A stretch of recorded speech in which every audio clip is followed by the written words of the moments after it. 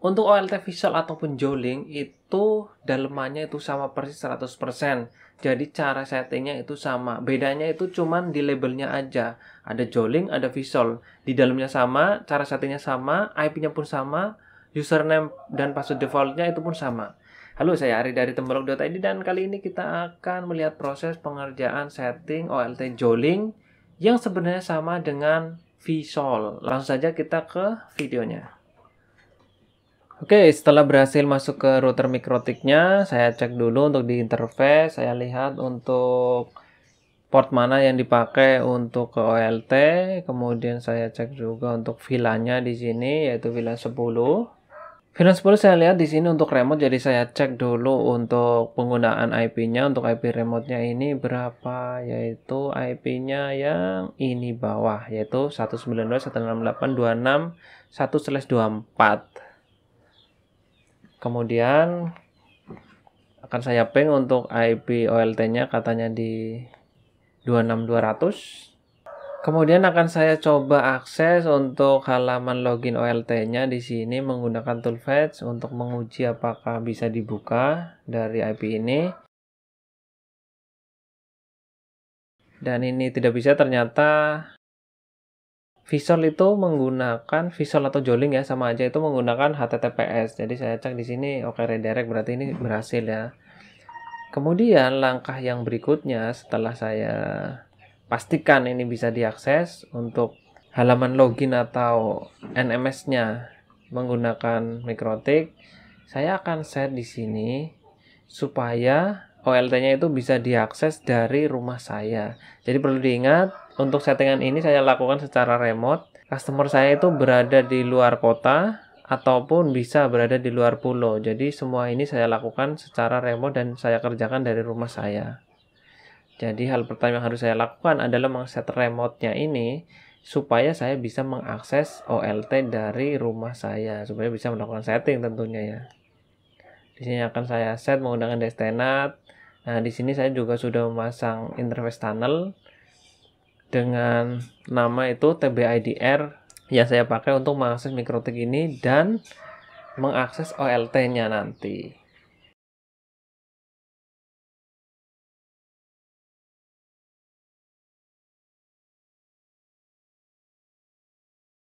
Ini sudah saya set untuk dstnet-nya, kemudian saya buka. Jangan lupa pakai HTTPS ya. Kemudian dan berhasil. Yeay. Setelah itu kita tinggal login aja. Jadi untuk username dan passwordnya defaultnya itu ada di balik OLT, di dekat colokan gini. Kita tinggal masukkan saja, kemudian pencet login. Dan berhasil masuk. Kalau sudah berhasil masuk, selanjutnya kita lihat nih di sini untuk penggunaan VLAN-nya. Kita cek dulu ya untuk penggunaan VLAN-nya, pastikan nomornya sudah betul. Ini VLAN 10, kemudian VLAN 100, betul. Kemudian ini VLAN 200 dan ini VLAN 1 ya. Ya udah dirubah jadi 200, kemudian apply. Oke. Nah, kita sudah pastikan ini penggunaan VLAN sudah betul sesuai label dan sesuai dengan yang diinginkan. Kemudian kita set VLAN di OLT-nya. Ini sudah di setting 10, 100, 200. Oke, ini udah betul. Kemudian saya cek juga ini di VLAN port yang ini. Saya cek semuanya. Jadi ini sebenarnya sudah di setting, cuman katanya nggak jalan. Kemudian customer menghubungi saya untuk diminta bantuan saya memperbaikinya untuk settingan ini supaya jalan. Jadi saya cek dulu ini, saya cek. Oke, sudah ini juga.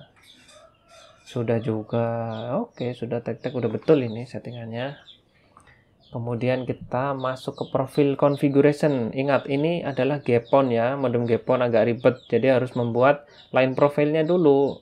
Line profil itu untuk mendefinisikan kecepatan upload dari fisik OLT-nya. Kemudian untuk service-service-nya, jadi didefinisikan di sini. Jadi port VLAN-nya untuk VLAN service-nya harus dimasukkan. Jadi saya ini buat untuk profil baru aja. Ini saya buat tikonnya. Kita kasih nama aja hotspot PPOE tanpa spasi ya, soalnya nggak mau kalau pakai spasi. Kemudian tentukan gemportnya, Nggak dikasih nama pun sebenarnya ini bisa. Mau kasih nama A, B, C gitu. Kalau saking magernya nggak masalah. Yang penting ingat aja nanti. Nah, ini di servisnya. Servisnya kan tadi di VLAN 10, 100 dan 200 ya. Jadi untuk service name-nya bebas ini. Bebas aja mau dikasih nama apa. Saya kasih nama ini HSPPOE aja biar gampang. HSPPOE remote ya, sesuai isi dengan servisnya ya. 10, kemudian 100, kemudian 200. Add. Setelah di add, oke, udah beres ini. Kemudian di ONU config di sini kalau kita ingin menerapkan auto register, jadi begitu colok, terus OLT-nya ini mengenali ONU-nya dan otomatis menambahkan ini opsinya di sini nih. Jadi dibuat auto. Line profilnya diisikan yang tadi yang telah kita buat. Ini jangan lupa diklik save ya kalau udah ini. Kalau enggak nyimpen ini. Habis nyeting pokoknya biasakan save. Nanti kalau reboot enggak dipencet save, nanti settingannya balik lagi. Kemudian customer saya sudah nyeting untuk ini PPWT test dan hasilnya sudah connect, ini udah berhasil. Dan untuk settingan modemnya ini seperti ini ya. Saya login dulu ke modemnya. Ini modemnya pakai HG8546M. Saya masuk ke sini. Kemudian ini tampilannya gini ya. Untuk setting hotspotnya itu harus mode bridge ya kayak gini. VLAN 200 mode bridge 1.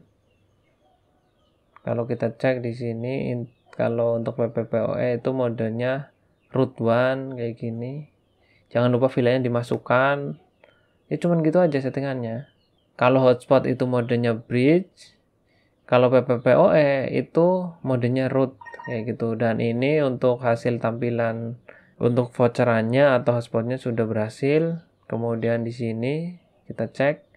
Ini HS VLAN 200 sudah nongol ya. Yang atas ini untuk percobaan ini yang satu aktif dan yang satu belum login untuk vouchernya sudah berhasil, ini berarti. Nah, berikutnya customer juga meminta tolong untuk mengeset agar OLT ini bisa diakses menggunakan internet dengan menggunakan tunnel ya. Tentunya ini customer saya sudah berlangganan tunnelnya. Kemudian saya set, kemudian saya cek ini bisa diakses menggunakan jaringan internet. Jadi OLT ini sudah bisa diakses dari manapun. Jadi wajar tadi itu error karena HTTPS, kemudian HTTPS-nya itu self sign. Jadinya error. Untuk mengakalinya yaitu menggunakan mode incognito ataupun mode privat di browsernya. Jadi pastikan ketika membuka halaman ini, karena ini HTTPS-nya sertifikatnya nggak valid, karena ditandatangani sendiri, jadi kita harus membukanya menggunakan mode incognito jika menggunakan browsernya itu Chrome ataupun menggunakan mode privat kalau menggunakan Firefox. Dengan begini pun proses setting OLT Joling atau Vsol itu sudah selesai. Jadi sama aja ya, Joling, Vsol itu sama, cuman beda label aja. Cara settingnya, menunya persis 100% sama. Terima kasih sudah menonton video ini. Semoga video ini bermanfaat untuk Anda yang punya jaringan dan mengalami trouble di jaringan. Anda bisa menghubungi saya untuk melakukan konsultasi secara gratis. Caranya cukup mudah, yaitu dengan mengetikkan komen di kolom komentar atau menghubungi saya melalui WA yang sudah saya cantumkan di link deskripsi di bawah ini. Terima kasih sudah menonton. Semoga video ini bermanfaat dan thank you. Bye.